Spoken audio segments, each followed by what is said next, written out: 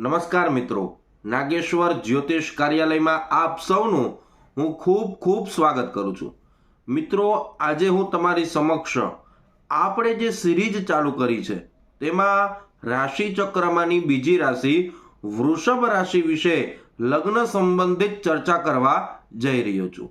મિત્રો, વૃષભ રાશિના જાતકો દીકરા હોય કે દીકરી હોય તેના લગ્ન ક્યારે થશે, આપના લગ્ન કયા વર્ષમાં થશે, આપને આપનું પાત્ર કઈ દિશામાં શોધવું જોઈએ, આપના કયા માસમાં લગ્ન થશે, તેના સંપૂર્ણ ચર્ચા આજે તમારી સમક્ષ કરવા જઈ રહ્યો છું.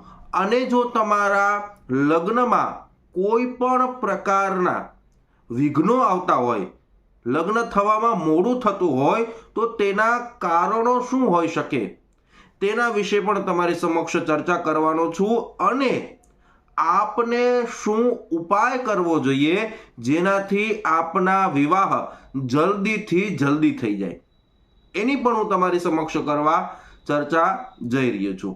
સૌ પ્રથમ તો વૃષભ રાશિ એ બીજા નંબરની રાશિ છે. વૃષભ રાશિના રાશિ સ્વામી શુક્ર ભગવાન છે. હવે મિત્રો, લગ્નમાં મોડું શું કરવા થાય છે? દીકરો હોય કે દીકરી હોય, ભણેલા ગણેલા હોય, સારું પાત્ર ન મળતું હોય, એજ્યુકેશન પણ સારું હોય, બધી જ રીતે સદ્ધર હોય, છતાં પણ તેના લગ્નમાં વિલંબ થાય છે. તેના માતા પિતા અત્યંત ચિંતા કરતા હોય છે. તો અહીંયા જન્મ કુંડલીનું વિશ્લેષણ આપને કરવું જોઈએ, જ્યોતિષીઓ પાસે વિશ્લેષણ કરાવવું જોઈએ. જો જન્મ કુંડલીમાં 7મા ભાવમાં, એટલે કે 7મો ભાવ જન્મ કુંડળીમાં જોવો જોઈએ, તે ત્યાંથી લગ્ન સંબંધિત સર્વ ચર્ચા થઈ શકે છે.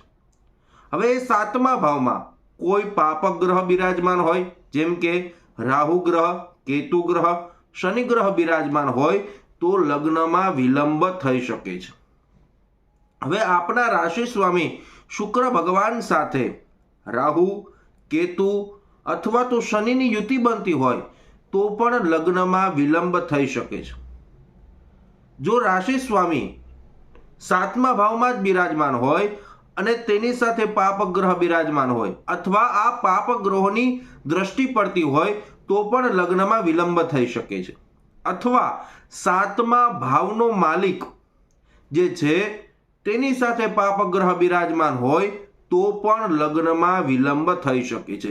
અને તેની મહાદશા ચાલતી હોય, અંતરદશા ચાલતી હોય, સૂક્ષ્મ દશા ચાલતી હોય તો પણ લગ્નમાં બાધા આવી શકે છે. તો આનો શું ઉપાય કરવો જોઈએ? તો સર્વપ્રથમ તો એ જ ઉપાય છે કે આપ સારા જ્યોતિષીઓ, કર્મકાંડી બ્રાહ્મણ પાસે જાઓ અને તેનું શાસ્ત્રોક્ત નિવારણ કરો. જો આપ એ ન કરી શકો તો તેના માટે સરળ ઉપાય પણ હું તમારી સમક્ષ રાખવા જઈ રહ્યો છું. તેની પહેલા આપણે ચર્ચા કરી લઈએ કે આપના લગ્ન કયા વર્ષમાં થઈ શકે છે. તો વૃષભ રાશિવાળા જાતકો દીકરા હોય કે દીકરી હોય તેમના લગ્ન 22 વર્ષથી લઈ અને 27 વર્ષની ઉંમર સુધીમાં એમના વિવાહ થઈ શકે છે.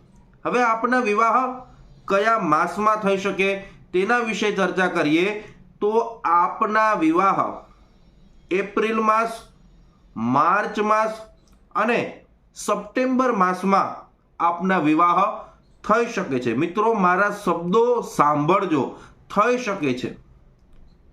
હવે આપને આપનું પાત્ર કઈ દિશામાં શોધવું જોઈએ?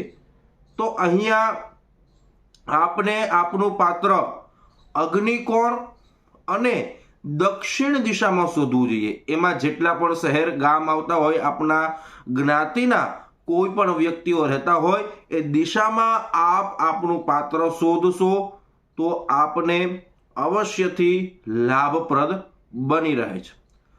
મિત્રો, આ તો આ ચર્ચા થઈ. પણ તમારા લગ્નમાં વિલંબ થતો હોય અને આપ સરળ ઉપાય કરશો તો આપના વિવાહ જલ્દીથી જલ્દી થઈ શકે એવી સંભાવના વધી જાય છે. પ્રથમ તો મેં આપને કહ્યું જ કે આપને શાસ્ત્રોક્ત ઉપાય કરવા જોઈએ, પરંતુ આપ પાસે ધન ન હોય, વ્યવસ્થા ન હોય તો આપને સરળ ઉપાય દ્વારા પણ લાભ મળી શકે છે। હવે ઉપાય આપની સમક્ષ રાખું તો આપણે શું ઉપાય કરવો જોઈએ કે આપણા લગ્ન જલ્દીથી જલ્દી થઈ જાય, લગ્નના યોગ બની જાય? તો સર્વપ્રથમ ઉપાય છે કે આપને શુક્રવારના દિવસે સવારે વહેલું ઉઠી જવું જોઈએ અને શુક્રવારનું વ્રત કરવું જોઈએ। શુક્રવારના દિવસે વહેલું ઉઠી આપનું નિત્યકર્મ પરિપૂર્ણ કરી આપના ઘરના મંદિરની સામે એક શુદ્ધ ગાયનો ઘીનો દીવો પ્રજ્વલિત કરી દેવો જોઈએ અને સરસ મજાનું આસનિયું પાથરી અને રુદ્રાક્ષની માળાથી હું જે આપને મંત્ર આપું એ મંત્રની 2 માળા અવશ્ય કરવી જોઈએ। મંત્ર છે મિત્રો, ઓમ શુક્રાય નમઃ। આ મંત્રની 2 માળા જાપ કરો અને ભગવાનને પ્રાર્થના કરો કે મારા વિવાહના યોગ જલ્દીથી જલ્દી બની જાય।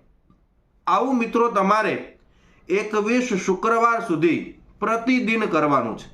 મારી બહેનો, તમારા જે 5 ધર્મના દિવસો આવે છે તેને છોડી અને તમારે આ ઉપાય પ્રતિદિન નિરંતર ચાલુ રાખવાનો છે। તમે આવું શ્રદ્ધા, વિશ્વાસ અને ભાવપૂર્ણ કરશો તો ભગવાનની કૃપા દ્રષ્ટિથી આપને સફળતા અવશ્ય પ્રાપ્ત થશે। બીજો પણ મિત્રો તમને ઉપાય આપીશ એની પહેલા મારી એક નમ્ર પ્રાર્થના છે, આ વિડીયો તમને પસંદ આવે તો જરૂરથી લાઈક કરજો। મારી ચેનલને હજી સુધી સબસ્ક્રાઇબ ન કરી હોય તો અવશ્યથી સબસ્ક્રાઇબ કરજો। આ વિડીયો તમારા ફ્રેન્ડ સર્કલમાં વધારામાં વધારે શેર કરો। બેલ આઇકન દબાવી દો, આવા જ સરસ મજાના વિડીયો તમને પ્રાપ્ત થાય। અને જો તમે જન્મ કુંડલીનું વિશ્લેષણ કરાવવા માંગતા હોવ, જન્માક્ષર જોડાવવા માંગતા હોવ, તમારી જન્મ તારીખ, જન્મ સમય, જન્મ સ્થળ અહીંયા વોટ્સઅપ નંબર આપેલ છે તેમાં મોકલી આપો। આપને સમય આપવામાં આવે એ સમયે આપ કોલ કરો। આપ સુનિશ્ચિત દક્ષિણા મોકલી આપશો। આપને આપના જ વોટ્સઅપ ઉપર જન્માક્ષર PDF ફાઇલ કરી અને મોકલી આપવામાં આવશે, જેમાં શાસ્ત્રોક્ત ઉપાય હશે, આપ કરી શકો એવા પણ ઉપાય હશે, આપને સર્વ જાણકારી આપવામાં આવશે। હવે મિત્રો, વૃષભ રાશિવાળા જાતકો માટે બીજો ઉપાય શું છે તેના વિશે ચર્ચા કરું તો આપને શુક્રવારના દિવસે કોઈ પણ સફેદ ચીજવસ્તુનું દાન કરવું જોઈએ। જેમ કે ચોખાનું દાન કરી શકો, આપ દૂધનું દાન કરી શકો, દહીંનું દાન કરી શકો, સફેદ વસ્ત્રનું આપને દાન કરી શકો, આપ સફેદ મિષ્ટાનનું પણ દાન કરી શકો। આપ શુક્રવારના દિવસે આ દાન કરશો, આ ઉપાય કરશો, ભગવાનની કૃપા દ્રષ્ટિથી આપની મનોકામના અવશ્ય પૂર્ણ થશે। મિત્રો, આજે મેં તમારી સમક્ષ વૃષભ રાશિવાળા જાતકો માટે સંપૂર્ણ લગ્ન સંબંધિત ચર્ચા કરી છે। આવી જ રીતે હું અન્ય રાશિઓ વિશે પણ ચર્ચા કરતો રહીશ। આપ જે મને પ્રેમ આપો છો તેના બદલ ખૂબ ખૂબ આભાર। જય શ્રી કૃષ્ણ, જય ભગવતી।